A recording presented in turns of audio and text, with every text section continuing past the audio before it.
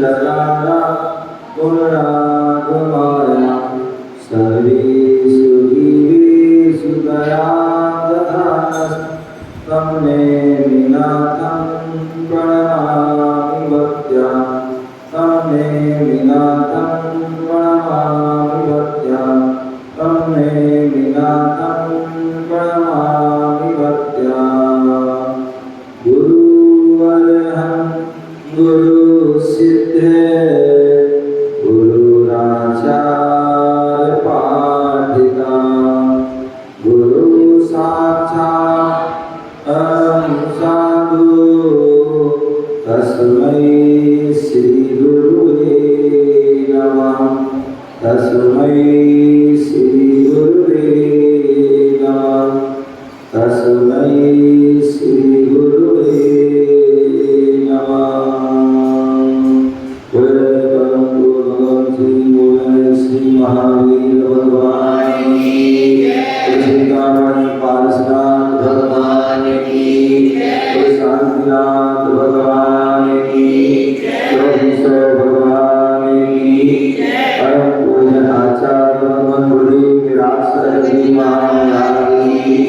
अहिंसा विश्व धर्म की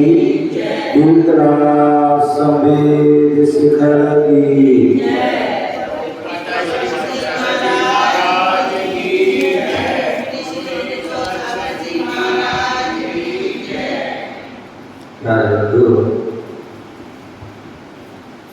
आज हम सभी पुनः भारत की राजधानी दिल्ली दिल्ली में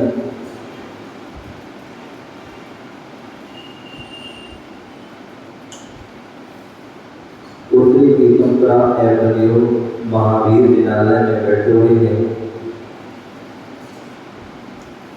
और कुछ जानने के लिए कुछ समझने के लिए बैठे हैं और यहाँ पर बहुलता से अम्मा लोग बैठी हुई हैं तो क्यों ना हो आज अम्मा की बात की है।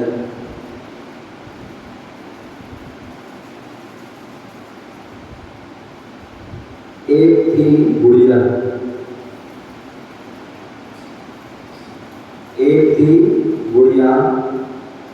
और बचपन में मर गई।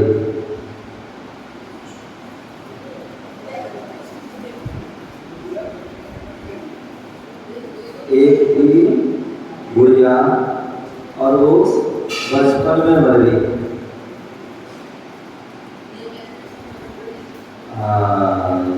बीना बोल रही है गुरु महाराज गुड़िया थी और वो बचपन में कैसे मर गई। चलो कम से कम तुम्हारा ध्यान यहाँ तो आप से दुआ नहीं तो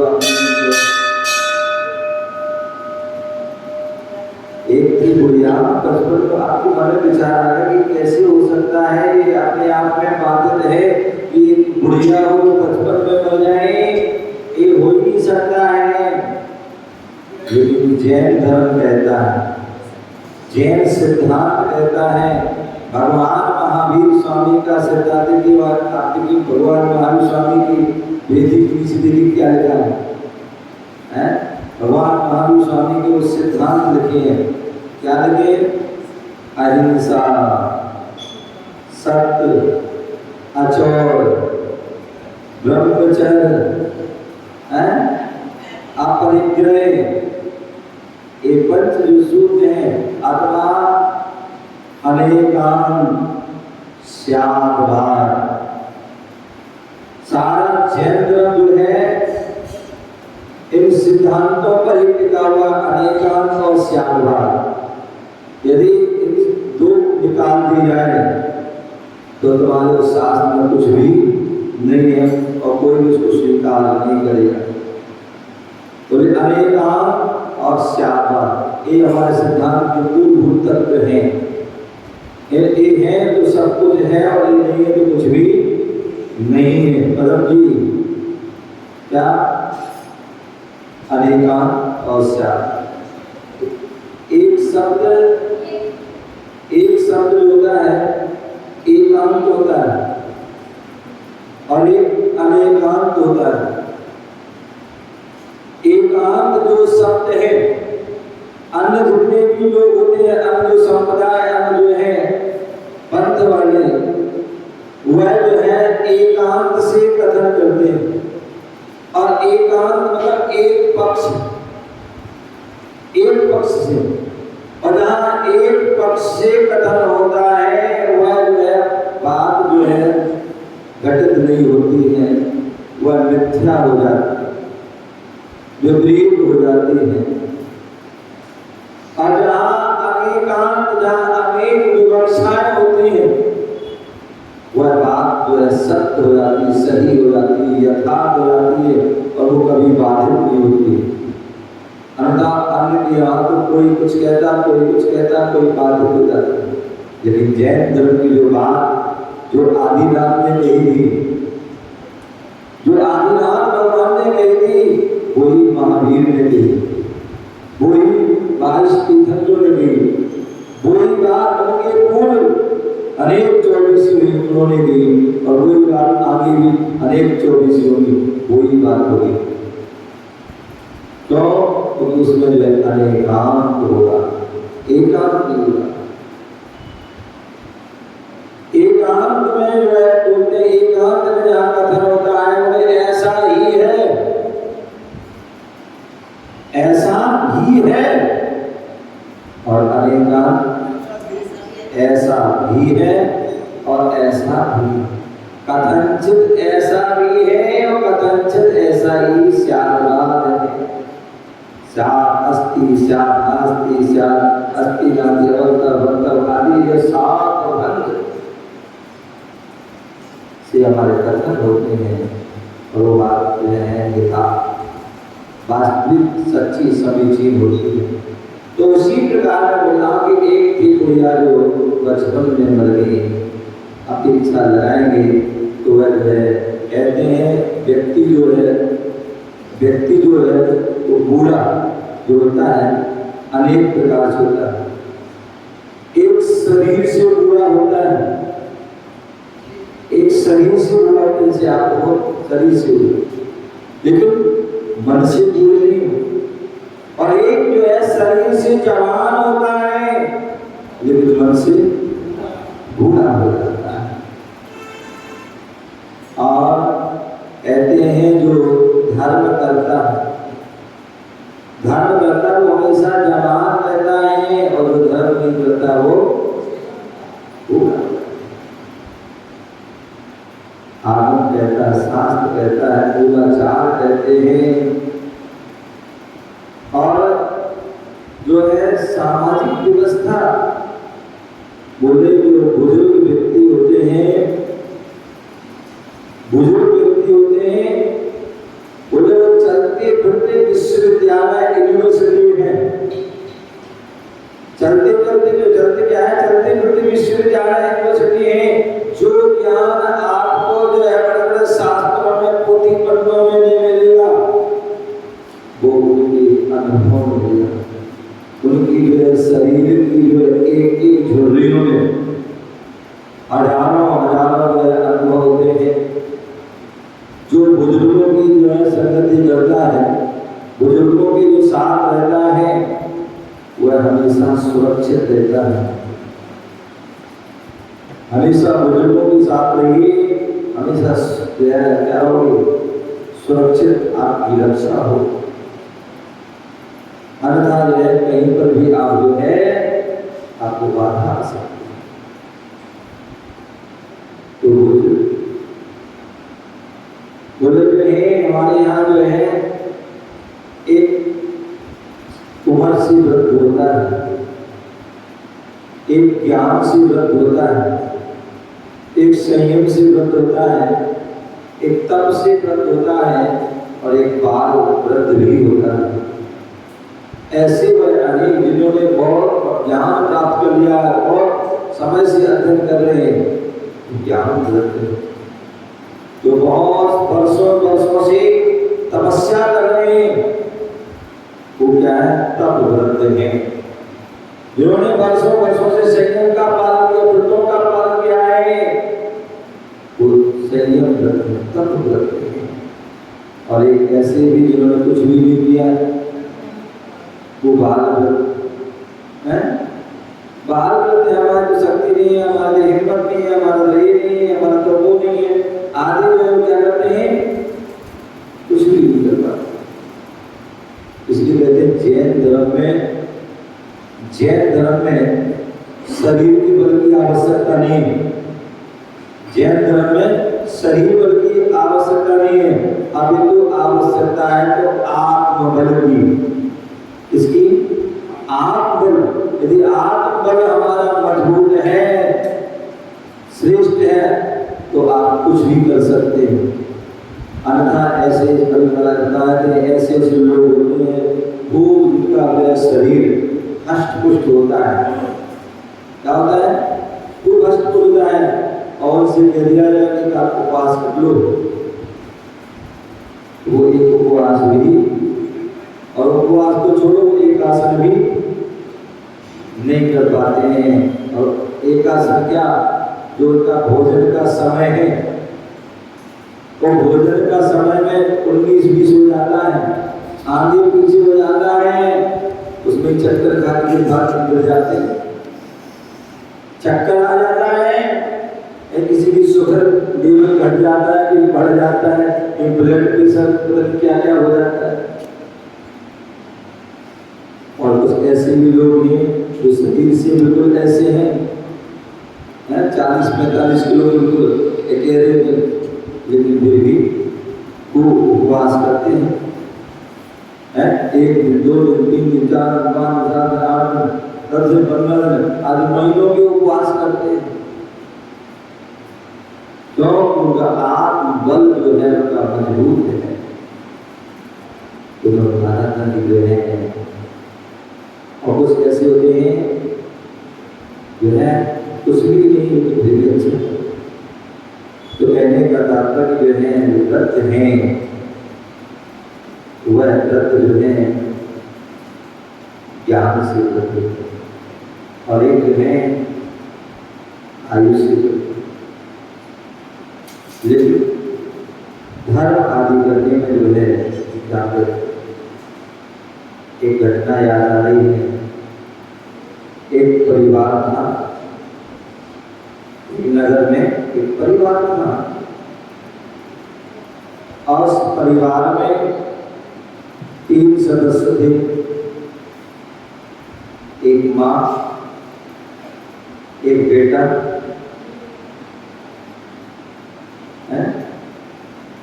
एक माँ पति पत्नी थे और एक बेटा था। पति जो है अपने कार्यों में व्यस्त रहता था, और जो पत्नी थी वो भी अपने कार्य में व्यस्त थी, और बेटा अपनी पढ़ाई में व्यस्त था। तीनों ही व्यस्त थे। किसी ने एक प्रश्न पूछा एक दिन, बोले महाराज गृहस्थ कौन होता है?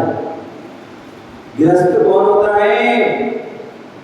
तो मैंने कहा जो अस्त व्यस्त तनाव ग्रस्त होता है वो ही वास्तविकता में क्या होता है? ग्रस्त।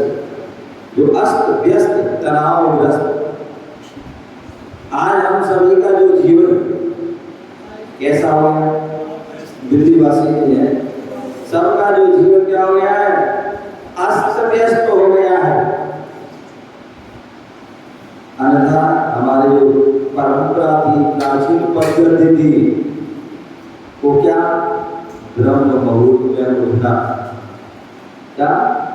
ब्रह्म मुहूर्त, सूर्योदय के पहले उठना, और सूर्योदय के उठने के बाद अपने जाप का जो भी है क्रिया करना,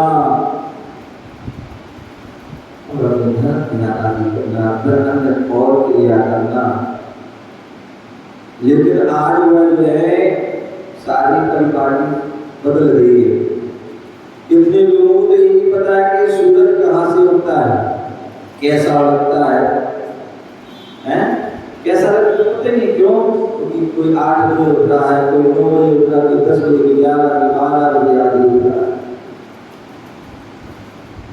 अंधा व्यक्ति पहले क्या होता था, समय से व्यक्ति सोता था और समय से उठता था, 9-10 बजे सो जाता था और सुबह 4-5 बजे अपने आप उठ जाता था और अपनी सारी क्रिया समय से, नाश्ता समय से, भोजन समय से करता था। लेकिन आज वह सब लेट उठ रहा है, 10 बजे उठ रहा है, 12 बजे नाश्ता कर रहा है, 3 बजे लंच कर रहा है और 10 बजे 11 बजे भोजन करना सारा। और ये कारण है कि वो अस्त व्यस्त सारा हो गया। और ये कारण है कि आज अधिकांश व्यक्ति तनावग्रस्त में रहते हैं। कितने लोग जो है डिप्रेशन में चले जाते हैं, क्या चले जाते हैं, डिप्रेशन में चले जाते हैं, क्योंकि सारी क्रियाएं लोग बदल गई हैं, डिप्रेशन चले गए, पागल हो जाते हैं, और कुछ नहीं कुछ क्या अपने आप करते कुछ नहीं सुनते। उसका कारण है तनावग्रस्त। आज व्यक्ति परिवार जो है भौतिकता की चकाचौंध में व्यक्ति इतना दौड़ता, इतना भाग करता है, इतनी इच्छाएं आकांक्षाएं वो हो गई है कि उनकी पूर्ति करने में भी वह तनावग्रस्त हो जाता है। कुछ बता रहा था कि परिवार था, परिवार में पति पत्नी और बच्चा था। पति अपने व्यापार में व्यस्त थे और पत्नी अपने घर परिवार घर जो है ये कार्य में व्यस्त थी और बच्चा अपनी पढ़ाई में व्यस्त था। और धीरे धीरे समय निकला और बच्चा बड़ा हो गया। क्या हो गया? बच्चा बड़ा हो गया। और जब बच्चा बड़ा हो जाता है तो क्या होते हैं, अपने पैर पर खड़ा हो गया। देखिए हमारी सोच, हमारे विचार बोले जब बच्चा को बड़ा कम मानते हैं, बच्चा जो है अपने पैर पर खड़ा कम मानते हैं, बच्चे को समझदार कम मानते हैं। हमारी सोच ही बदल गई। पहले बच्चा छोटा था, बिल्कुल सत्य बोलता था, सही बात बोलता, यथार्थ बोलता था, तो तब हम क्या बोलते उस बच्चे को? बोले बच्चा भी ना समझ है। क्या है? जो सत्य बोला, झूठ नहीं बोला, वो छल कपट में कोई माया नहीं, बोले ना समझ है। और जब वो बच्चा झूठ बोलने लगता है, छल कपट करने लगता है, मायाचारी करने लगता है, हिंसा झूठ चोरी दूसरी पर आदि करने लगता है और भी राम की शादी करने लगता है, तब क्या बोलते हैं? बच्चा समझदार हो गया है। बच्चा जो है तो बड़ा अपने खड़ा हो गया, बड़ा पैर अपने खड़े पे अपने पैर पर खड़ा हो। अरे बच्चा तो अपने पैर पर जो है जब 1.5 साल का था, 2 साल का था तभी खड़ा हो गया था। लेकिन अब तब नहीं मानते हो, जब वो कमाने लगता है ना, क्या जब वो कमाने लगता है तब कहते भैया बच्चा बड़ा हो गया और अपने पैर पर खड़ा हो गया। और जब बच्चा बड़ा हो जाता है, अपने पैर पर खड़ा हो जाता है, तो फिर हमें चिंता हो जाती है। क्या हो जाती है? उधर चिंता हो जाती है कि अब हम बच्चे की क्या करना है? शादी करना है।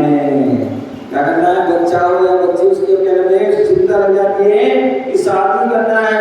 और आज तो जो है शादी करना बड़ी टेढ़ी की होगी, बड़ा सोचना पड़ता। पहले तो क्या होगा, तुरंत जो है बड़े बुजुर्ग जाते थे और अच्छा परिवार अच्छी जो है संस्कार देखे और कर देते थे। लेकिन आज तो जो है इतनी सारी जो है व्यवस्था आपने बना रखी है कि उस व्यवस्था के चक्कर में जो है आज कितने सारे बच्चे कुंवारे रह जाते हैं। कितनी बच्चियां उम्र निकल जाती है, 30 साल की, 35 साल की, 40। कई बार तो पहले शादी ही नहीं करने को तैयार होते हैं। अभी पढ़ाई करना, खेती करना आदि करते रहते हैं और उसमें जो है 28-30 साल निकल जाते हैं। जब रिश्ते आते हैं तो शादी करते नहीं है, और जब रिश्ता बंद हो जाते हैं तब वो शादी। तो ऐसे में जो है अनेक प्रकार की जो है समस्या हो जाती है।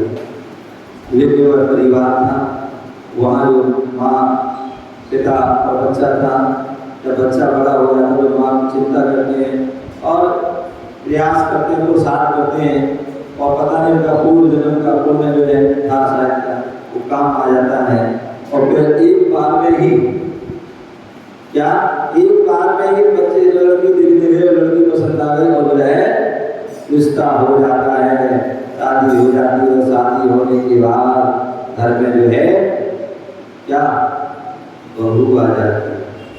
क्या आती है? बहू। यहाँ पे एक बहू होती है, एक बहुरानी होती है।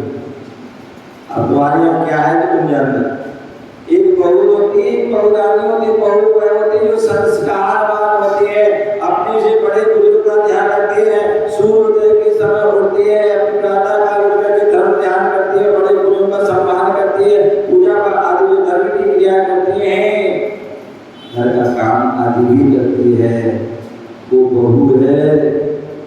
और दूसरी जो है बहुरानी है। बहुरानी और बहुरानी को जो आते ही जो सास को नौकरानी बना दे हैं, क्या करते नौकरानी को बहुरानी है। स्वाभाविक है। तो जो है आजकल तो बहू का देखते हो, आजकल तो पैसा दे वो सब देखते हैं और उस चक्कर में वो क्या पढ़ी लिखी आती है, जॉब करने वाली आती है, अब जो है जॉब करेगी हैं या पैसे आदमी डालेगी, क्या करेगी और आराम करती है या जॉब करती है, अब तुम उनके बच्चों को संभालो, सारा व्यवस्था करो, तो बहुरानी। लेकिन वहाँ जो है बहू एक नगर में बहुरानी आई और क्या हुआ, अगले दिन क्या देखते हैं कि सासू जी झाड़ू लगा रही, झाड़ू को पोछा कर रही, बच्चे की नींद को जा रही, मम्मी क्या कर रहे हो, झाड़ू पोछा लगा रही। बोले अब तो बहू आ गई उससे करा। बोले कोई बात नहीं बेटा, नहीं है ना, कोई बात नहीं। अगले दिन फिर वो जो है सासू जी झाड़ू लगा रही और बहू आराम से सो गई। फिर बेटी ने मना किया, मम्मी मैंने कल मना किया था कि अब झाड़ू पोछा घर का काम मम्मी को आराम करो, बस बहू करने दो। बोले कोई बात नहीं है। अगले तीसरे दिन देखो फिर वो झाड़ू पोछा कर रही है। बोले मम्मी मैं 2 दिन से हो गया, आप झाड़ू, आज तीसरा दिन है, आज जो झाड़ू पोछा तुम नहीं लगाओगी बहू जी। बोले कोई बात नहीं, आज तुम भी लगाओगे। बोले कोई बात नहीं। बोले नहीं आज तुम भी लगाओगे, आज मैं लगाऊंगा। बोले बेटा तुम लगाओ, कोई क्या करे। बोले नहीं आज तुम नहीं लगाओगे, आज मैं लगाऊंगा। माँ बोली मैं लगाऊंगी, बेटा बोले मैं लगाऊंगा, माँ बोली मैं लगाऊंगा, बेटा बोले और मैं के चक्कर में जो है इतनी तेज आवाज हो जाती है कि बगल के कमरे में बहुरानी सो रही, उसकी नींद खुल जाती है। बोले क्या हो गया, इतना डिस्टर्ब क्यों कर, इतनी आवाज क्यों। सास कहती बेटा कुछ नहीं, ये बेटा कहते झाड़ू लगा रही, बेटा कह मैं लगाऊं, मैं लगाऊं, मैं बोला मैं लगाऊं, बोले वो लगाए। बोले हफ्ते में 7 दिन होते, हफ्ते में 7 दिन होते, 4 दिन तुम लगाना, 3 दिन तुम लगाना, तो बहुरानी। लेकिन वहां जो है बहुरानी नहीं आई थी, बहू आई। क्या आई थी? बहू आई। सुबह जल्दी उठती है, अपने जो है सब आपस में जो है जय जय आदि करती है, सामान करती है और धर्म। लेकिन वहाँ का माहौल तो अलग था। वहाँ जो प्रातः काल उठते ही जो है नाश्ता ये वो चालू हो जाते हैं, वह तैयार होती है और तैयार होगी जैसे हमारे बहू नाश्ता भी तैयार होता है। सभी लोग नाश्ता करते हैं लेकिन बहू नाश्ता नहीं करती। सब ने कहा बेटा तुम भी करो, कर लेंगे नहीं। थोड़ा समय निकला और अब भोजन का समय आ गया। अब भोजन तैयार है, सभी ने भोजन कर रहे हैं, बेटा तुम भी कर लो, तो लेंगे। भोजन नहीं किया, सुबह से शाम हो गई, कुछ भी खाया नहीं, कुछ भी पिया नहीं। शाम के भोजन की तैयारी हो गई, भोजन तैयार हो गया, तब भोजन लेते बैठे। बोले बहू तुम तो कर लो, बोले कर लेंगे। अब तो सासू बोले लगी कर लेंगे। सुबह से बोले, सुबह रात में नाश्ता किया, ना भोजन किया, ना लंच किया, ना कुछ किया, अब डिनर की बारी है, तुम भी कर लेंगे। बोले क्या बात है, किसी ने तुमसे कुछ कहा, कोई परेशानी, कोई कष्ट, कोई पीड़ा, कोई परेशानी, बताओ क्या है। बोले नहीं कुछ भी बात नहीं, कुछ तो बात है। बोले भोजन करो, बोले बाद में कर लेंगे। नहीं अभी करो। जब बार बार कहते हैं बोले क्या कर, क्यों नहीं कर रहे? तब वह बताओ, बताना पड़ेगा। जब जाति पूछे, सभी पूछ रहे, सास भी, ससुर भी और पति देव भी, बताओ क्या बात है? अगर जैसे कुछ भी हो जाएगा तो लेने के देने पड़ जाएंगे। बोले बताओ क्या बात है, क्या परेशानी, कोई दूर करे जाए? तो उन्होंने कहा माँ जी, मम्मी जी, पापा जी, अजी जी। बोले बताओ क्या बात है, कुछ तो बताओ। बोले जो है मेरा नियम है। नियम? क्या नियम है? बोले मेरा नियम है कि भगवान के दर्शन करके, मंदिर के दर्शन करके ही मैं भोजन करूंगी, उसके अलावा भोजन। बोले नहीं, निराश से नहीं होंगे। बोले नियम, निराश, मंदिर भगवान की क्या है? बोले ऐसा यहाँ कुछ भी नहीं होता है, जो जैसा यहाँ पर होता है वैसे तुम जो है करो, कोई अलग से कुछ भी नहीं, नियम कानून नहीं चलेंगे।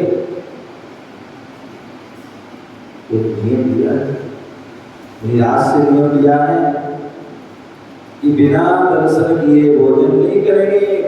बहुत उसके सासू ने समझाया, धमकाया, सब कुछ किया, लेकिन वो मानने को तैयार नहीं। ससुर ने भी समझाया, पति ने भी समझाया, लेकिन कोई तस्से में सोने के लिए तैयार नहीं। अंत में जब भैया नहीं मान रहे तो भाई जाओ दर्शन कराओ उसको। बोले मुझे क्या पता, बेटी से बोलती, बोले मुझे क्या पता मम्मी, मैं तो कभी गया नहीं। बोले कुछ नहीं पता, कुछ जैसे कि हो जाओ, बोले दर्शन कराओ। अब मम्मी की आज्ञा, माँ की आज्ञा सूर्य पर जाता है और ढूंढते ढूंढते खोजते खोजते पहुंच जाता है मंदिर में। और जैसे ही मंदिर पहुंचता है बोले जाओ दर्शन करो। बोले आप भी तो जब, बोले बस तो अपना काम करो, हम अपना काम करें। और वह बोले जल्दी आओ और जल्दी आना।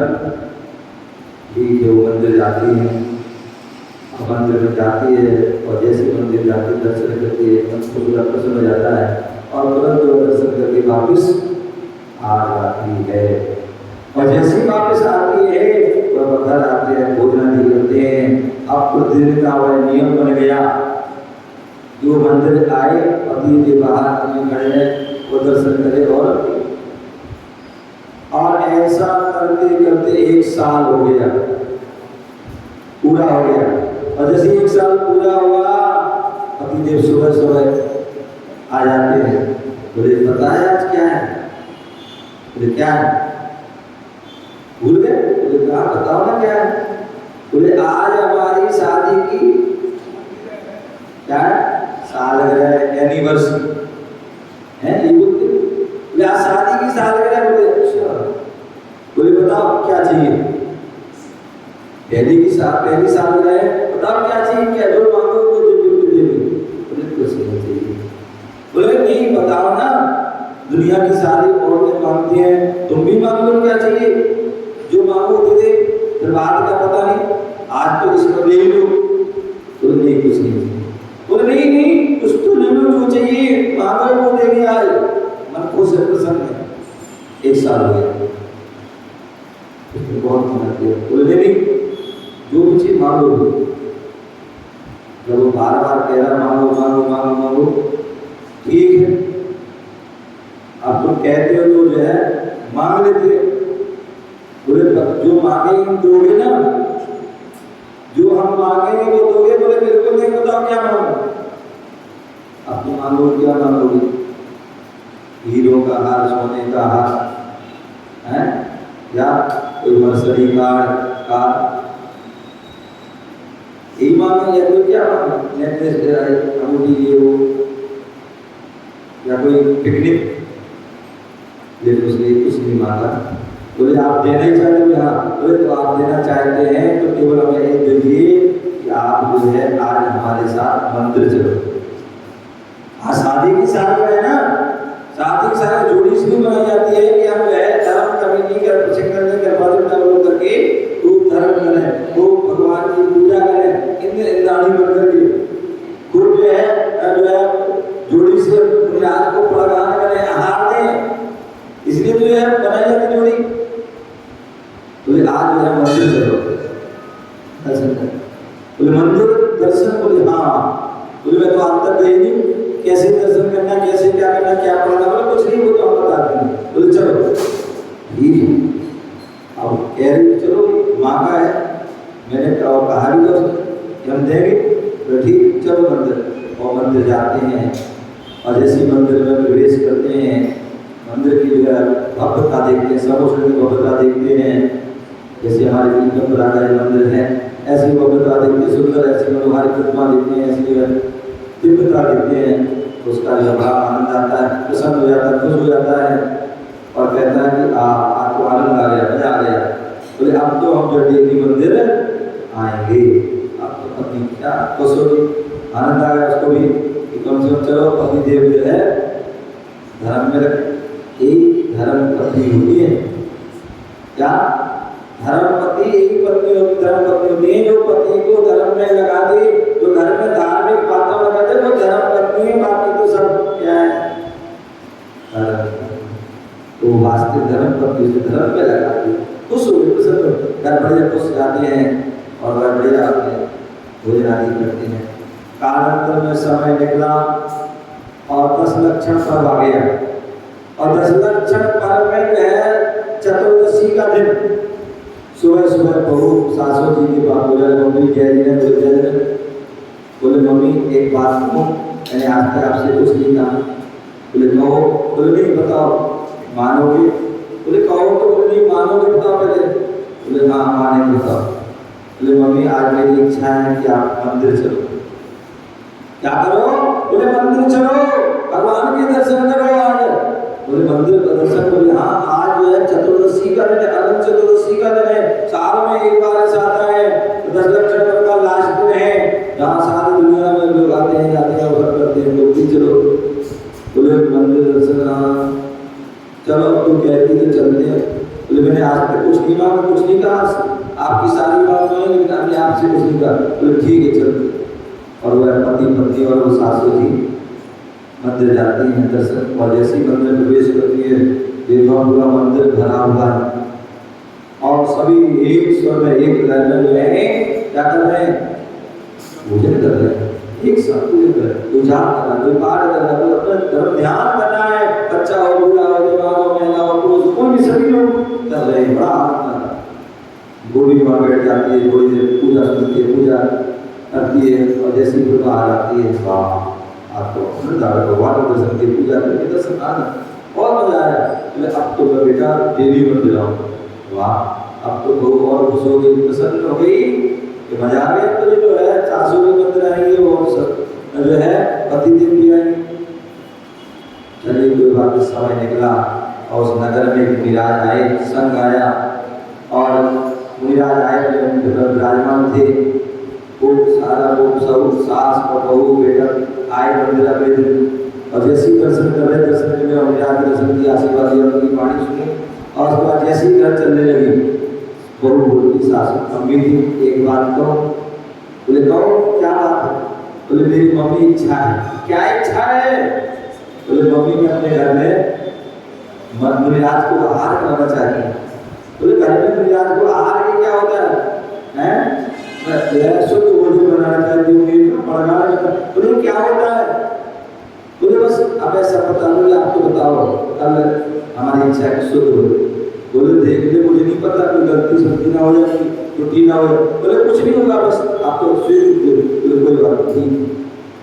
और अगले दिन बहू ने बढ़िया व्यवस्था अच्छी करके शुद्ध भोजन बनाया, और शुद्ध भोजन बना करके जो है वह बहू सास और उसका जो पति था बाहर भड़काने के लिए खड़ा होता है, और वहाँ मुनिराज मंदिर से अपनी आहार मुद्रा में जाते हैं, आहार चर्या के निकलते हैं, और निकलते चले जाते हैं, दूर तक जो है निकल जाते हैं, और जैसे ही उसके घर पास पता वहाँ पास घर के निकट पहुँचते और दूर से देखते हैं साथ दो आदि ले हुए हैं, और उनकी जो है विधि दी गई, और वो विधि को मिल जाती है और वो पढ़ जाते हैं। और जैसे पढ़ते हैं तो वह जो है बढ़िया भक्ति भाव से प्रसन्न से लोग होकर के उनको प्रणाम करते हैं और प्रदीक्षिणा देते हैं, और सरस्वती गुरु को अपने गृह में प्रवेश कराते हैं, और उनकी नवदा भक्ति पूर्वक को बड़े जो है भक्ति भाव से वह आहार। और जैसे आहार खाते मुनिराज का जो है क्या होता है? आहार भी निरंतर आहार हो जाता है, और जैसे आहार हुआ तो मुनिराज जो है मन की ओर जाने लगते हैं, मंदिर की ओर जाने लगते हैं। और जैसे जाते हैं तो बहुत प्रश्न करते हैं, बोले बोले यार इतनी जल्दी कैसे, इतनी जल्दी कैसे? मुनिराज ने कहा, अपना आंसर दिया। मुनिराज ने उससे पूछा, बेटा तेरा जन्म कब होगा? बोले 5 साल। बोले तेरे पति का जन्म? बोले 1 साल। और बोले तुम्हारे सासों का जन्म? बोले 6 महीने। और बोले पति का जन्म? बोले हुआ नहीं। मुनिराज चले जाते हैं, वहाँ पति देव जो ससुर थे दूसरे कमरे में लेटे हुए थे, उनकी नींद खुल जाती, वो सारी बातें सुनी और सुन करके बोले कैसी बहू, वैज्ञानिक मूड कैसे कुछ नहीं पता है, और वो गुस्से में लाल पीले हो जाते हैं और बाहर आकर के उसको फर्ज करते हैं, तो मेरी नाक कटा दी, बोले तो अज्ञानी है, मूड के ये है वो है आदि कितनी सारी बातें सुनाई। बोले तुमने मुनिराज से ऐसे प्रश्न ऐसे जवाब दिए? बोले चलो मुनिराज से क्षमा मांगो। बोले मैंने ऐसा क्या? बोले नहीं, उसने सुना है, चलो ठीक है। आओ ससुर जी आगे बहू पीछे पीछे जाते हैं और ढूंढते ढूंढते दोस्ते मुनिराज के पास बोले, मुनिराज जी तेरी बहू को क्षमा कर दो, इसने आपसे ऐसा प्रश्न किया इतनी जल्दी कैसे? आपने उससे पूछा तेरा जन्म कब हुआ? बोले 5 साल। बोले पति का 1 साल, सासू का 6 महीने हो गया जन्म। बोले उसको पता नहीं, उसको क्षमा कर। ससुर जो है सब मुनिराज उनको देख के ससुर बोले जो है ये क्या कह रहे हैं? बोले ससुर से बोले ठीक तुम्हारी बहू मूर्ख नहीं है, अज्ञानी नहीं है। बोले तो वो ज्ञानी है, धर्मात्मा है। बोले हाँ। बोले क्या मतलब? बोले आपने उससे बोला, उसने आपसे कैसे पूछा इतनी कैसे? बोले उस बहू ने देखा कि मुनिराज की छोटी सी उम्र है और छोटी सी उम्र में उसने क्या किया, उन्होंने मुनीपत को धारण किया, इतना महान तपस्या को धारण किया, मुद्रा को धारण किया है, इतनी कठोर साधना। इसलिए उसने कहा था जल्दी कैसे? मैंने कहा था समय का भरोसा नहीं है, कब क्या कौन सी घटना दुर्घटना हो जाए, कब अंतिम सांस आ जाए उसकी पता। इसलिए समय के रहते हुए व्रत नियम से अच्छा ऐसे बोलेगा। बोले आपने उससे पूछा कि तुम्हारा जन्म कब हुआ, पति का जन्म कब हुआ, सास का जन्म कब हुआ, हमारा जन्म कब? बोले बताओ 5 साल। बोले आप देख रहे हैं 21-22 साल की जो है उम्र है इसकी, और फिर भी बोले 5 साल। बोले हमारा बेटा जो है 25 साल का है, फिर भी बोले 1 साल। सास जो है 60 साल की हो गई और फिर भी 6 महीने। और मैं तो जो है 62-63 का हो गया हूँ, फिर भी बोले जन्म ही नहीं हुआ। बोले हाँ। बोले सेठ जी जो है मैंने जो जन्म की बात कही थी वो जन्म जो है इस शरीर के जन्म की बात नहीं कही थी, आप तो धर्म के जन्म की कही थी। तो शरीर का जन्म तो मुझे दिख रहा है कि कितनी उसकी उम्र है, लेकिन धर्म का जन्म कब हुआ? कहते हैं व्यक्ति जो है द्वि जन्मा होता है, शास्त्रों में और ये कहा द्वि जन्मा, व्यक्ति का 2 बार जन्म होता है। एक बार इस शरीर का जन्म होता है, ऐसे में अनादिकाल से जन्म लेते आ रहे हैं, नष्ट होता है, लेकिन दूसरा जन्म धर्म का होता है। जब व्यक्ति धर्म को धारण करता है, धर्म को समझता है, वह धर्मात्मा बनता है, तभी वह, इसलिए आचार्य भगवत समर्थ स्वामी ने कहा है ना धर्मो धार्मिक के बिना, जहाँ धर्म होगा वहाँ धर्मात्मा होगी, और जहाँ धर्मात्मा होगा वहाँ धर्म होगा, और धर्मात्मा नहीं है तो धर्म भी नहीं है। तो बोले जब धर्म का जन्म, बोले इसलिए जो कहा था 5 साल, बोले 16 साल 17 साल तक कभी मंदिर नहीं गई, कभी गुरुओं के पास गई। एक बार कॉलेज से स्कूल से जा रही थी और सामने से मुनिराज आए थे, मुनिराज को देखा, उनकी मुद्रा को देखा, उनकी छवि को देखा, उनकी विद्रावता गहरा को देखा, देख करके उनका मन जो है प्रसन्न हो गया और इतना आकर से कोई मुनिराज के साथ साथ मंदिर चली जाती है और मंदिर में दर्शन करती है, उसके भाव पवित्र हो जाते हैं और उस दिन उसने नियम लेती है कि अब मैं प्रतिदिन मंदिर, तो उस दिन का दिन और आज के दिन है वह प्रतिदिन मंदिर जाती है। इसलिए उसके 5 साल तक हुआ है। बोले बेटे का जन्म, बोले आप बताइए आपका बेटा 21 साल 22 साल हो गया, कभी मंदिर नहीं गया, कभी गुरुमुख नहीं किया, धर्म नहीं किया, लेकिन बहू आई और उसने 1 साल तक प्रयास किया और 1 साल के बाद इसने मंदिर खाना प्राप्त किया, इसलिए इसका जन्म अभी क्या हुआ 1 साल। बोले सासू जी, बोले हाँ, ये कभी मंदिर नहीं, कभी नहीं, अभी 6 माह पूरी इन्होंने जाना प्रारंभ किया है। 6 माँ की आई हुई है।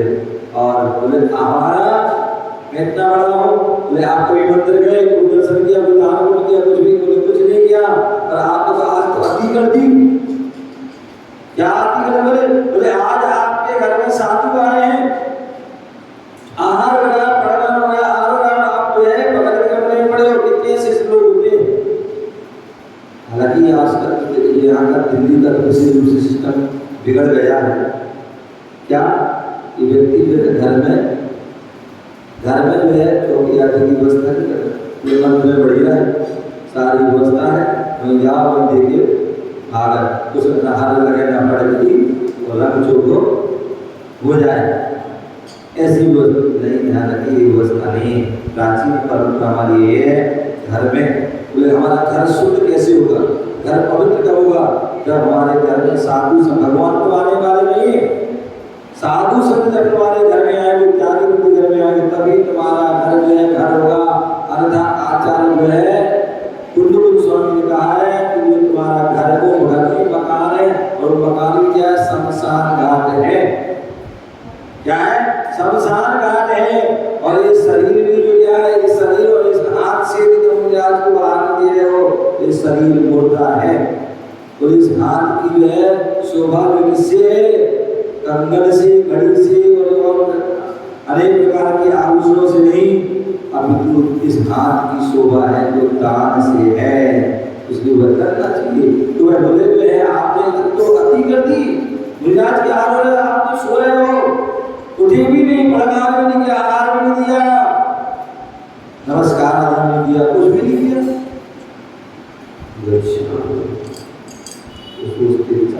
बोले यार मुझे क्षमा करो, बहुत गलती हुई, आपने मेरी आंखें खोल दी। बोले मुझसे क्षमा नहीं मांगो, क्षमा मांगो अपनी बहू से मांगो, तुमने तो उसकी इतनी सारी बातें सुना दी, इसको इतना बुरा बुरा कह दिया। बोले बेटा मुझे क्षमा करो, माफ कर दो मुझसे। अरे पिताजी आप क्या